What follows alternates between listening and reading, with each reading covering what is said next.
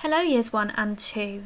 This week our whole class read is called Ruby's Worry and it's by Tom Percival. Now on Monday you will have watched the video of me reading that book to you and you will have enjoyed the story and had a look at the pictures. From Tuesday onwards we're going to answer some questions about this book. So follow me and I'll show you what I mean. Okay, so it's Tuesday the 23rd of June today and I'd like you to read up until this page here or watch my video until it gets to here. So remembering that the blue questions are quite simple and the green questions are a little bit of a challenge, but they're not too tricky this week, so not to worry. Let's have a look at our questions today. Number 1 says, name 2 of Ruby's hobbies. Now we're going to be looking at hobbies later on in the week. A hobby is something that you like to do in your spare time. So can you name 2 of Ruby's hobbies? Question 2. Can you think of some adjectives or describing words to describe how Ruby felt when she was doing her favourite things? So before she got worried, she was really happy, wasn't she, doing all her favourite things? I'd like you to think of some adjectives that mean the same thing as happy, but are a bit more interesting. So perhaps you could look on the internet or in a dictionary or a thesaurus, or you could ask a grown-up for some special words that mean happy or that describe Ruby as she's doing her favourite things. Come back tomorrow for some more questions. Welcome back everyone. It's Wednesday the 24th of June today and I'd like you to read up until this point here.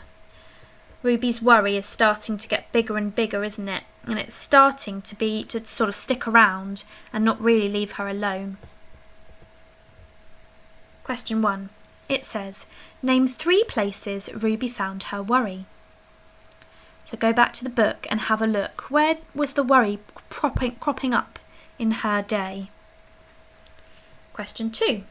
Why do you think the illustrator has chosen grey for most of the picture and yellow for Ruby's worry? If you look here, most of the picture is white and grey, isn't it?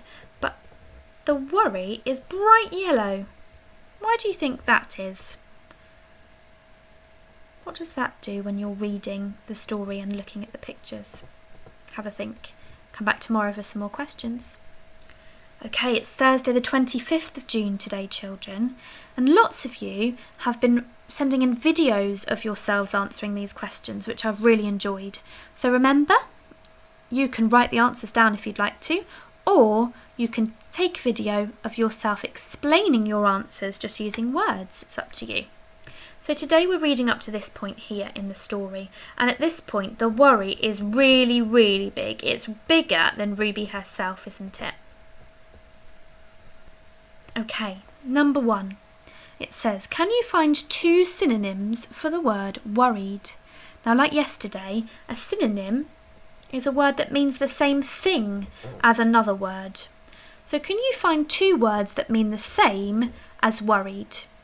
You might want to look in a thesaurus or a dictionary, on the internet, or ask a grown-up to help you. Question 2. Why do you think the other children couldn't see Ruby's worry? That's an interesting question. Here's the picture of Ruby in her classroom. And to us, as we're looking at the picture, that is really obvious, that worry there. It's bright yellow, it's really easy to see. So why could her friends and her teacher not see it? You might want to ask a grown-up to chat through that with you and talk about your ideas. See you tomorrow. Okay, welcome back children. It's Friday the 26th today. Just have a look at the video and watch it the whole way through today. I hope you've enjoyed this story. It's a really good chance to just think about how we can help ourselves to feel better when we're starting to feel worried. Because we're remembering that being worried is really natural, isn't it? So we need to learn ways of managing our worries. Let's have a look at today's questions. Okay, so looking at this part of the story, it says, what made the little boy's worry shrink? And this sort of strategy also worked for Ruby's worry, didn't it? How did they make their worries shrink? What did they do? Question 2. Can you think of a time when you felt worried?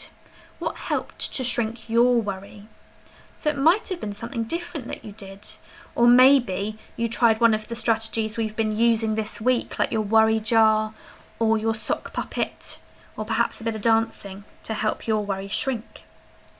And question 3, can you ask your grown-up the same question about a time they felt worried, and can you listen to their answer? Might be a really nice chance to swap stories and hear about other people's worries and how they make them shrink. Might help you with a different strategy.